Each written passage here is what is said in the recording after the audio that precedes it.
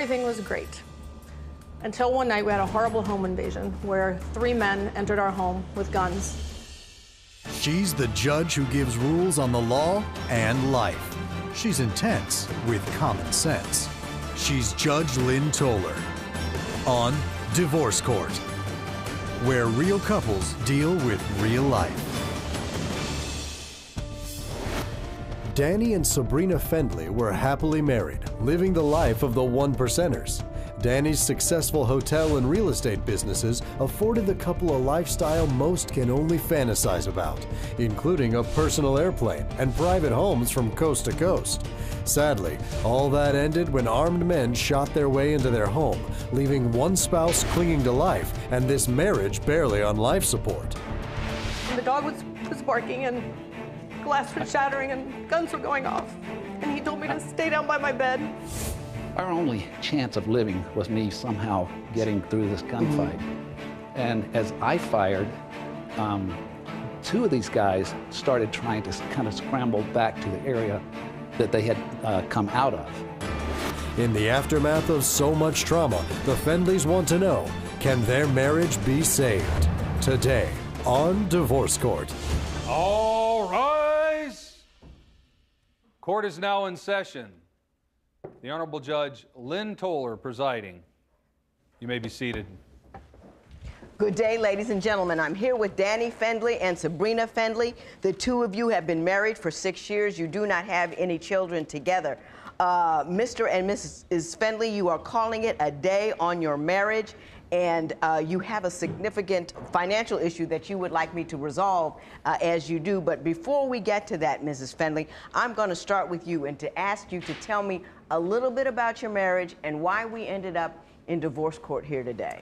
Quite frankly, I am at my wit's end. We have had a wonderful life together, and it still is wonderful, and I want to have a continuous, wonderful life together. I've seen you before, and I think you come up with great options and great suggestions, and that's how I ended up here. Okay. We met on a website, a dating website many years ago, and he ended up being a millionaire. Money wasn't a matter of, to me, I grew up with money, came from a family, so that did not matter. Yeah, it wasn't anything That wasn't new. anything to me, didn't matter. He was a real estate investor. We fell head over heels in love, blended our family of children together, lived together for many years before we got married, and everything was great. Until one night we had a horrible home invasion where 3 men entered our home with guns. A dog was barking. It's a little bit hard for me. It brings back a lot. Do you have a tissue? I'm sorry. But the dog was barking and glass was shattering and guns were going off. And he told me to stay down by my bed. I'll be happy to. Yeah, I mean, did you want him to go jump in and finish that before? Yeah, Mr. Fendley, go right ahead, sir. Sure. I'm sorry. Absolutely. We had Nothing to be sorry about. One night after we had gone to bed, our kids, who were not grown quite at the time, were just down the hall, asleep in their bedrooms. The dog was barking and woke me up. And I listened for a bit, and then I heard a loud gunshot, which what they did is shot at the dog. And and then I heard voices back and forth. So I knew I had multiple men armed. Intruders Right. in your house. Well, this is just before they started to come in. This is how I knew they were there, because I got up to get my gun and clip, which I kept in separate areas because of The young kids, children yeah, in the you don't house, want, you know. absolutely, And, that's exactly what you do. So by the time I got this put together, glass is shattering. We had sliding glass doors in the back of the house. They were shattering. The intruders had come in. There were 3 of them. And again, they were armed. He told me to stay on the floor by the bed while he went out and met them with his own gun. Right. As I got my gun put together and ran out of the house, I asked her to lie on the floor by the bed. And I ran outnumbered, yeah. and it was not good. But I actually probably figured this was a death sentence, but I thought it was my duty as the man of the house to go do this. These guys and I met in a room like from here to this gentleman, and the shooting started instantly. These guys started shooting at me. I started firing back, and I felt a bullet hit my hamstring, which I was able to keep standing because our only chance of living was me somehow getting through this gunfight. And as I fired, two of these guys started trying to kind of scramble back to the area that they had come out of, that they had come into the house from. So as I was shooting at these guys, there was still a guy over here. They were going out of the house. I could hear him moving around, stomping around, bumping into things, but I couldn't see him. He was in the dark completely. And then he come running kind of in front of me to my left, and just as I saw, I pulled the trigger, and it clicked. I was out of ammo. Bam, he fired, and the bullet hit me in the side of the abdomen and ripped completely through my body, hitting the spine when it went through.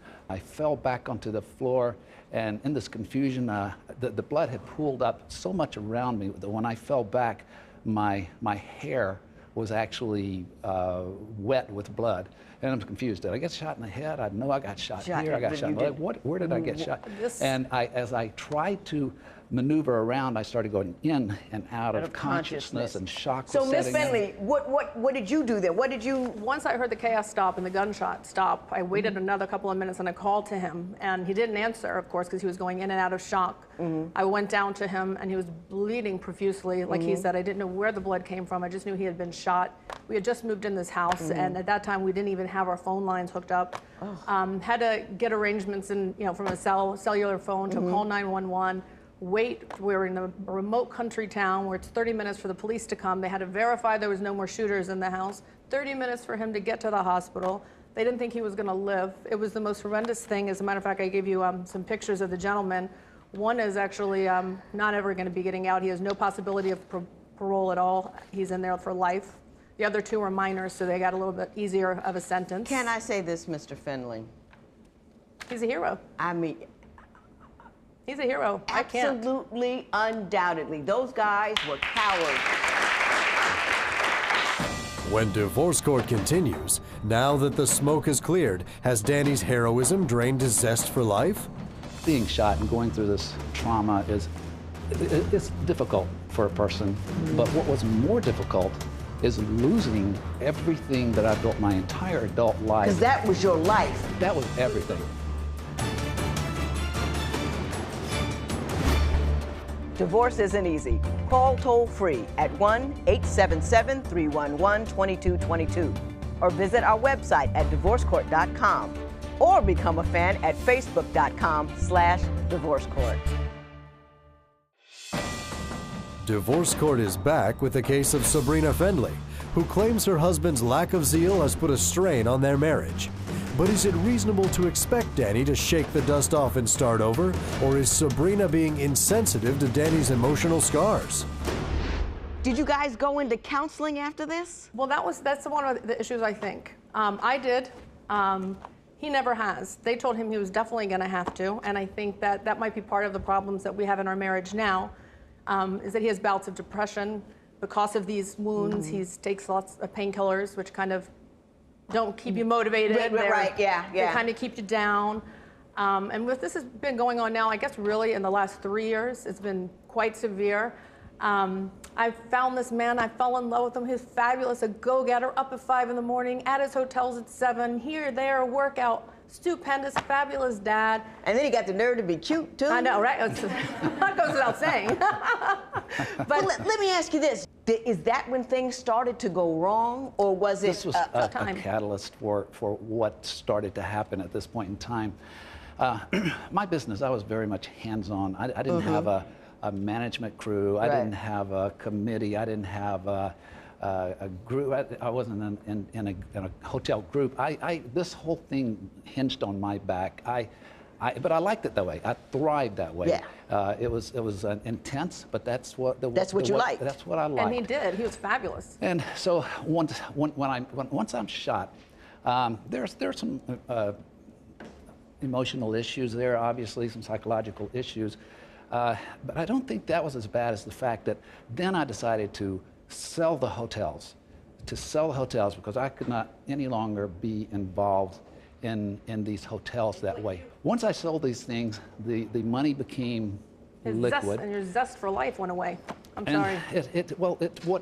the zest for life going away was, of course, being shot and going through this trauma it's difficult for a person. But what was more difficult is losing everything that I built my entire adult life. Because that was your life. That was everything. You lived what you do. I did. I mean, that was my life. I thought about it till I went to sleep. I woke up thinking about it. I enjoyed every minute that I was dealing with it. Even the worst of problems, that's that what was I the had gas built. in your engine. And that really was. Absolutely. And when I saw that crumbling, and we continued a lifestyle that, which is Without the new income Without coming the in, income, yes. we Yeah. still lived the Which is life, not- but didn't have the new yeah. money. and millions and millions and millions of dollars just went. Oh, Mr. Findlay, what are you doing right now?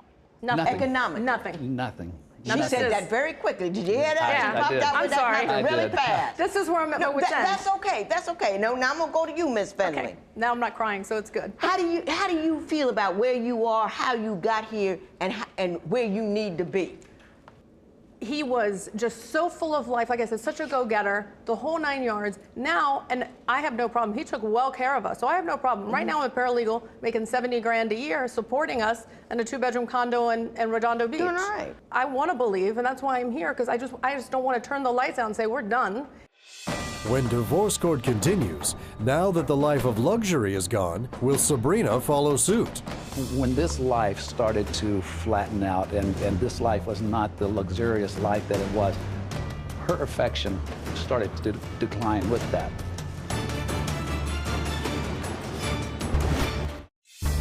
If you would like your case heard on Divorce Court, call us toll-free at 1-877-311-2222 or log on to our website at divorcecourt.com and follow us on Twitter @DivorceCourt. Divorce Court returns with the case of Danny Fendley, who endured multiple gunshot wounds to save his family. But is his heroism enough for his wife Sabrina, who says she's at her wit's end with Danny's lackluster attitude? I feel when this life started to flatten out, and this life was not the luxurious life that it was, her affection started to decline with that. I'm gonna get to you. Just let him finish. I'm gonna get to you. I'm sorry. And Okay. so she's still here. A couple of years after the smoke is cleared, and we don't have these cars and houses and the plane and these things anymore.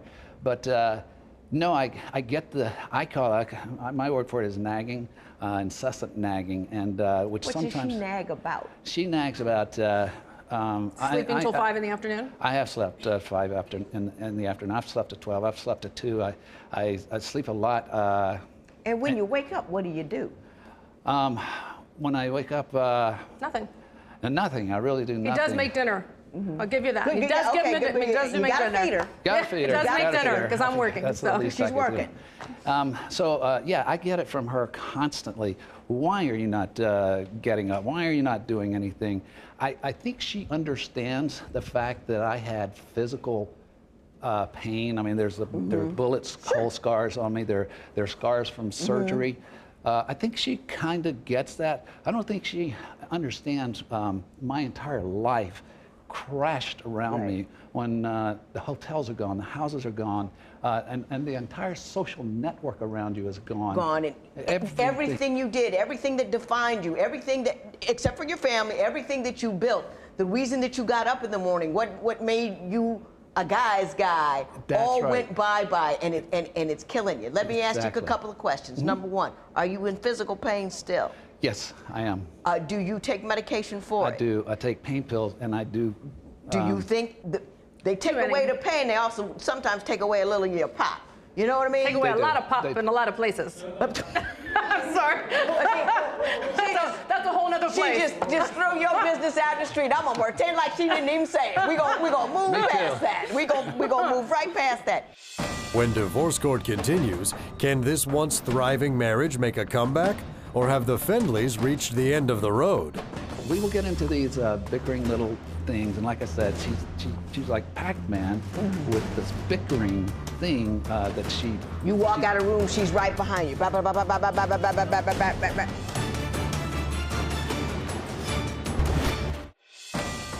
Divorce court returns with the case of Danny and Sabrina Fendley, who after 10 years of marriage are in court asking if their marriage can be saved. How would I ever get back even partially to where I was? And that, Mr. Fendley, is the problem. It is. You don't need to be back where you were. Yeah. You know, where you were was wonderful, but don't keep looking at what you no longer have. You have to look at what you could get. The problem that this is kind of driven into our marriage is she absolutely infuriates me sometimes when we get into these, you wouldn't really know it right now to look at He it. walks out and he leaves. Well, she infuriates me and causes us. We will get into these bickering little things, and like I said, she's like Pac-Man with this bickering thing that she. You walk out of the room, she's right behind you. Yeah, I'll say don't leave, yes. No, when yes. she's taunting me or giving me a difficult time, I will say, if you don't stop this, I'm going to leave. I'm going to leave. She won't stop. She's right there. She's right in my face. It's impossible to get away from. And you know it's not working right. But the you problem, figured that part out. I did. What I feel is that he leaves and he says he doesn't go anywhere, but there's no money on a credit card that's been taken for a hotel. There's no cash off the debit card that he's at a hotel. Where do you think he's going? I don't know. And I've asked him that. Let's ask. Where are you going? To hear her say it, I walk right out of the door and I'm in some woman's arms, and she constantly accuses me of that. Constantly. You don't need to say anything else. You don't need to say anything else. Let me tell you what you need to do. You want to talk about a ring that somebody threw in the ocean? I'm not interested. Here's the other half. Yeah, I'm not interested in that ring. I don't think you two are interested in that ring. I'm interested in the two of you. I'm going to tell you to do something. I'm going to tell you to do something. Mr. Fendley, you got to do one thing, and you got to pick it, and you got to do it. You got to decide that you're going to go to counseling, and you got to give yourself a time limit. Don't say maybe. I want to say, listen, I'm going to tell you what, my people are going to call you in 3 weeks. You need to have been there. You need to go. You don't need to think about it. You don't need to maybe. You don't need to anything. The second thing you need to do is go to your doctor and say, help me titrate down. Help me get off. You have to have a goal. Even if you can't do it right away, you have to have a goal. The third thing you need to do is do something you enjoy. Whatever it is, but you need to have a project, and projects will make you feel better. And you can't say it has to be big, it has to be little. Those three things, what'd I just tell you? Counseling, talk to the doctor about the pill intake and tapering off. And doing something you enjoy. Yeah, maybe that business. Doing something I enjoy. Don't think about what you want to do. Just pick something. Just pick something and move toward it. It's not going to feel all right. It's not going to be all perfect. It's not going to have the money. It's not going to be. It's just pick something. Those three things. Can you do that? Yes, I can do that. You can do that. Now, Ms. Bender, quit yapping at the man. Really, seriously. And it don't help. It makes it worse. Good luck. I don't even know what to say. Most fascinating story I've heard in here. I mean, I know it wasn't fascinating to you, hero. But always, absolutely, always, no matter you my what. hero too, and I just met you. Good luck to both of you. This matter is adjourned. Thank you. All rise. Parties may leave the courtroom. After appearing in court, Daniel says he's doing great. Even his doctor was excited to help him reduce his pain medication. Daniel reports that doing that has made going to counseling and setting a goal he enjoys much easier. Sabrina says Daniel is back. He's lively, smiling, active, and even engaged with old friends. They both thank Judge Lynn for putting his life back on track.